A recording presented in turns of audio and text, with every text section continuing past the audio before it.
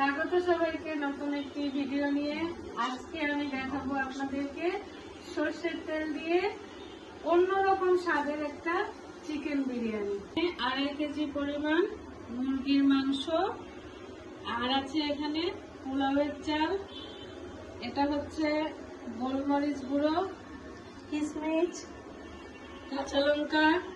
কাঁচা লঙ্কা পেস্ট করা, এখানে আছে দারুচিনি, এলাচ, লবঙ্গ, এখানে পেঁয়াজটা পেস্ট করা আছে, ব্লেন্ড করা আর কি, আদা, রসুন এবং জিরা ধনিয়া দিয়ে একটি পেস্ট, আর পেঁয়াজ কুচি।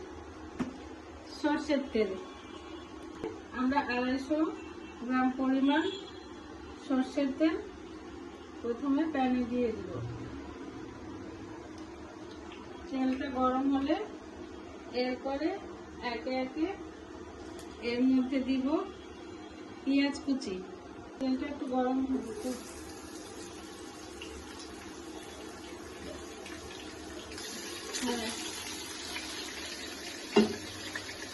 এরপরে আমরা এর মধ্যে দিয়ে দেব মুরগিটা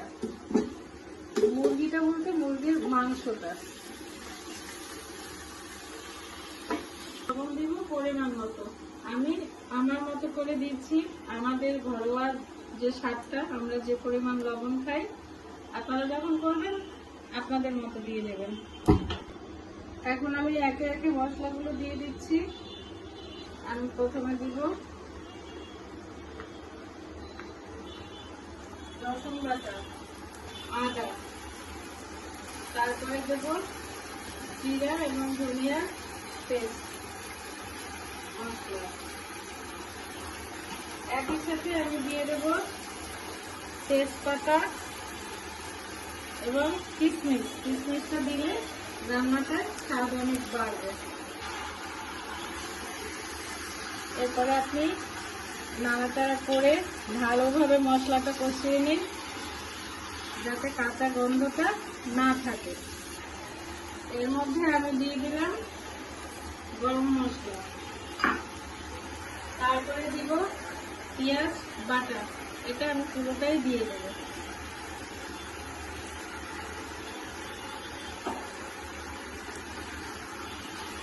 সময় কিছুটা হয়ে গেছে, এরপরে আমি এর মধ্যে বাকি কিছু মশলা অ্যাড করব। এটা হচ্ছে কাঁচামরিচ পেস্ট করা, এর মধ্যে দেব গোলমরিচের গুঁড়া,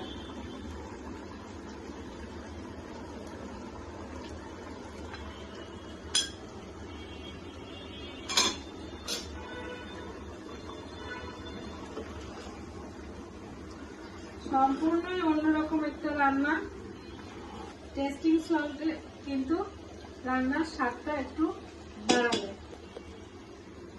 আমাদের মাংস কষানোটা প্রায় শেষ, এবার আমরা চাল দিয়ে দেব। এখানে 1.5 কেজি পরিমাণ, আর মাংস 2.5 কেজি। এবার আমি মাংসটা চালের সাথে নাড়াচাড়া করে মিশিয়ে দিচ্ছি।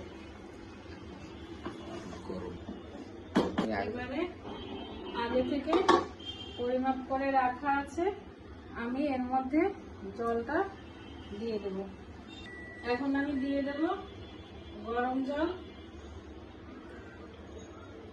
চালটাও আমি মগে মেপে নিয়েছিলাম, তো চাল যতটুকু যে কয় মগ জল যাবে, কিন্তু তার 1.5 গুণ বা তার থেকে একটু কম দিতে হবে। পোলাও বিরিয়ানিতে পুরোটা দেওয়া যাবে না।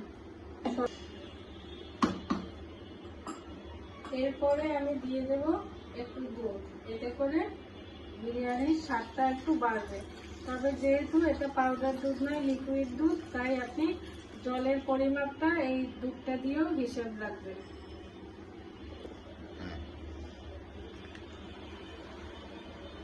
এবার আমি নাড়া দিয়ে দিলাম, পুরোটা মিশিয়ে দিলাম, তারপরে ঢেকে দিব। তারপরে অল্প আঁচে আস্তে আস্তে বিরিয়ানিটা হতে থাকবে।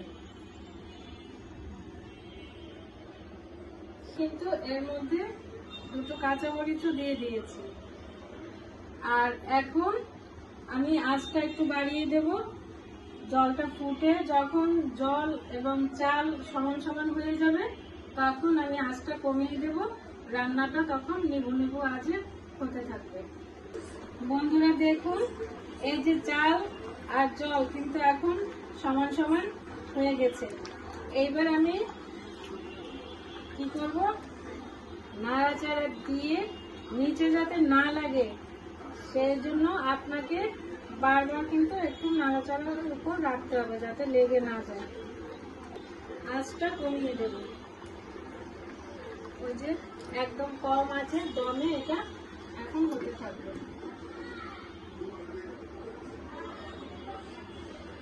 বন্ধুরা 15 থেকে 20 মিনিট পরে আমি 15 মিনিট পরেই তুললাম, ঢাকনাটা তুলে দিলাম। আমার জলটাও টেনে গিয়েছে। এখন আমি এটাকে উপর নিচ করে দিব। এভাবে করে যারা রান্না করেন অবশ্য তারা সবাই জানেন কিভাবে করে নাড়তে হবে, কিভাবে করে উপর নিচ করতে হবে। তারপরেও যেহেতু এটা আমি একটা রেসিপি আপনাদের দেখাচ্ছি তাই বলছি। এর মধ্যে ছোট ছোট ভুল ত্রুটি থাকে, আমরা তো আর পাকা রাঁধুনি না। এবারে কিন্তু আমার বিরিয়ানিটা রান্না শেষ। তবে অবশ্যই এই রান্নাটি ঘরে করবেন, ঘরে করে বলবেন, কমেন্টস করে জানাবেন রান্নাটি কেমন। খুব সহজ পদ্ধতি, কিন্তু আপনাকে অবশ্যই করতে হবে। দেখেছেন একদম নির্ঝঞ্ঝাট ঝামেলা মুক্ত। আসো এটা খেয়ে বলো কেমন।